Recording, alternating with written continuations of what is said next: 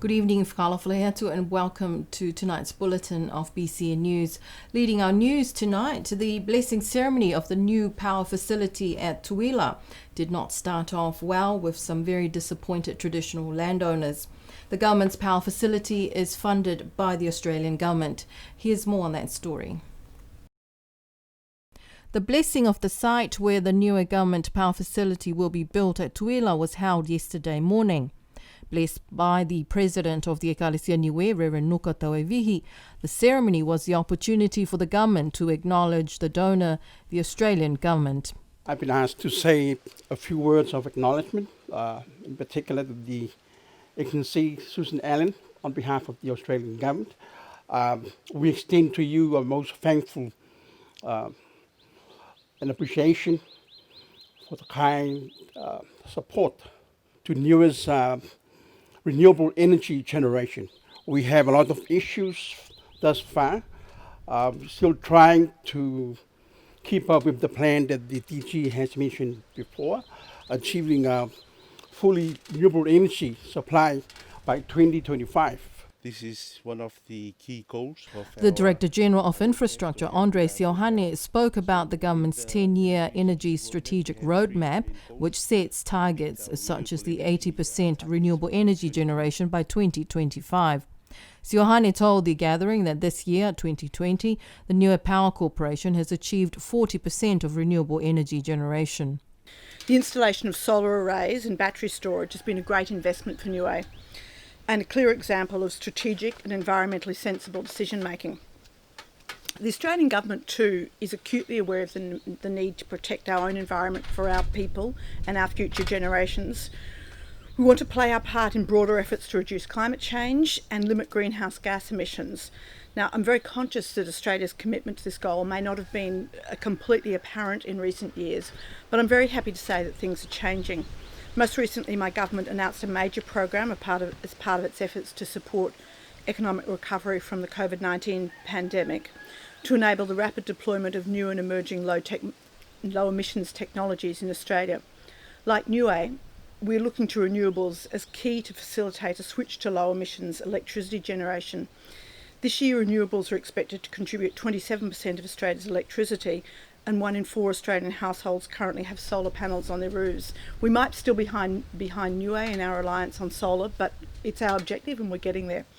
So we're delighted to have this opportunity to support this project, which will allow Niue to deliver more reliable and more efficient electricity through stabilising the national grid and to optimise the use of the existing solar generation capacity. However, the blessing ceremony was marred by disappointed traditional landowners who told BCN News that they were not invited to the blessing.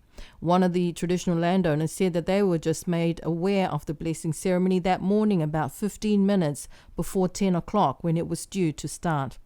She said that they, as the original landowners, accept that the land is now Crown land, but it was disrespectful of the government not to acknowledge the traditional landowners. The landowners said that they expressed their disappointment directly to the Premier. Let me also say that the government does not have any land. And I think, if anything, we always got to pay respect to the families and the landowners who is either in the way of gift or has been acquired by the government. So, firstly, we got to pay respect to the landowners, even though it's owned by the government now, but also landowners around this whole area as well. In a statement to BCN News this morning, the Premier said that acknowledging families who either gifted or gave land to the Crown for whatever purposes should always be done whenever there is any groundbreaking of ceremony of Crown land. He said this should have been done in the past, but it is definitely something he will expect. His officials will ensure that the families are acknowledged. Premier Tangilangi said that he expects government officials to ensure this is the normal going forward. A mental health and well-being specialist, Dr. Jemima Tiatia Seith from the University of Auckland, is the team leader on a research about the impacts of climate change on the mental health of Niueans. I spoke to Dr. Jemima Tiatia Seith earlier this week. the real key to this is that all the priority areas around both climate change and mental health are driven and I guess conceptualized by our peoples, because often in the discourse, especially around climate change, it is a lot of outsiders looking in and speaking for us rather than with us, or allowing us, giving us the mic to be able to speak for ourselves. And so this project I consider is a real opportunity for us to reconfigure the narratives around that, and to, I mean, for instance, is climate change and mental well-being a priority for us in the first instance? We know it is, but we need to document that, right? And obviously that needs to come from the people, whether you're an expert in those sectors, whether you're working on the ground, whether you have an interest in it. You know, we have invited as many people as possible to be able to, you know, give us or gift us their pearls of wisdom. This research has been sanctioned and endorsed by the Niue government, and the final reports will be available sometime next year. According to Dr. Tiatia Seith, this will likely take several months, but will provide updates throughout, and she encourages Niueans to take part in the research to have your views heard on the impacts of climate change on your mental health. I would completely encourage you to be involved, because it is I know this sounds very cliche, but it is an opportunity for you to have your say. And by that, it's a way of keeping us accountable and ensuring that what you say, we can be great stewards of that for the time being, because it ultimately does belong to Niue. We know that well-being, our mental health and well-being affects us in many, many ways, whether it's health, whether it's social, whether it's in the justice system. So what does it mean to you, and how best can we frame it? And then, of course, climate change, that's something that's not going to go away. So it's very important that Niue are at this table. Dr. Tiatia Seith is also the co-head of the School of Maori and Pacific Studies at the University of Auckland. The research will involve Niueans living in New Zealand as well as Niueans living here. The research team includes Jamal Talangi Vedriaki, who is also the local contact on the island. More than 500 rubbish bins will be distributed to all residents or all homes in Niue. This is part of the Niue Waste Management Project. An official handover of the bins was held at the Whalefono earlier today. A small gathering at the Whalefono this morning to officially hand over the bins, which will be distributed to every household in Niue. This is all part of the Niue Waste Management Project funded by the Australian government.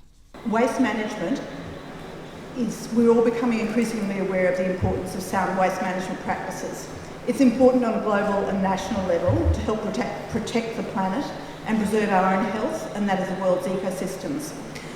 By reducing the amount of waste we produce, and by better managing what we do produce, we're in a better position to protect our environment. According to Felicia Talangi, the director of the government's project management unit, the key goal of the Niue Waste Management Project is to have sound waste management practices to minimise the impact of waste on public health and the environment, so that Niue is considered to be a clean and healthy Pacific nation. The Premier told the gathering that while we may like to think that Niue is a clean island, we are far from it, because he is still picking up rubbish on the roadsides near his home. The Project Management Coordination Unit and the Environment Department officials will be distributing the bins to each household next month, just in time to help your household deal with the festive season rubbish. And the yacht, which suffered engine problems, allowed to moor at Alofi Bay on Tuesday evening, left Niue this morning. According to the Fisheries Department, the yacht left at around 6 a.m. this morning. BCN News understands the yacht is heading to Fiji. The Police Department issued a press release yesterday on the yacht, which was first spotted by locals off the coast at Uluvehi, travelling close to the island and heading south to Alofi. The police was able to communicate with the Australian crew on the yacht. They were granted permission to moor at Alofi so they can fix their technical problems before leaving. Niue remains closed to all yachts as part of the COVID-19 restrictions. And that's our bulletin of BCN News for tonight. We'll be back with you next week. You have a lovely weekend.